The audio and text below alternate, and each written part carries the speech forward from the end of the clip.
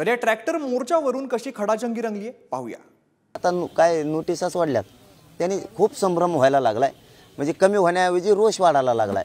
ते जरी या नोटिसा दिल्या काय केलं तरी आम्हाला आमच्या न्यायापासून नाही हटता येणार, कारण आमच्या लेकराला हक्क मिळवून देण्यासाठी आम्हाला लढावं लागणार आहे। तुम्ही आमच्यासुद्धा भावना समजून घ्या।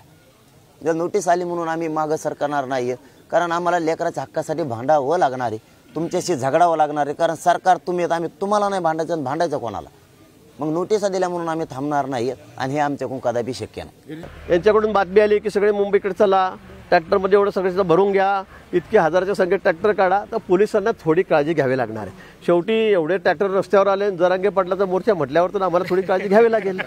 असं थोडंच आहे की ते 10-5 ट्रॅक्टर आले चालत चालत तर आम्ही बाजूला घे असं होणार आहे का? त्यामुळे पोलिसांना थोडी काळजी घेणं आवश्यक आहे। त्यामुळे थोडेफार प्रक्रिया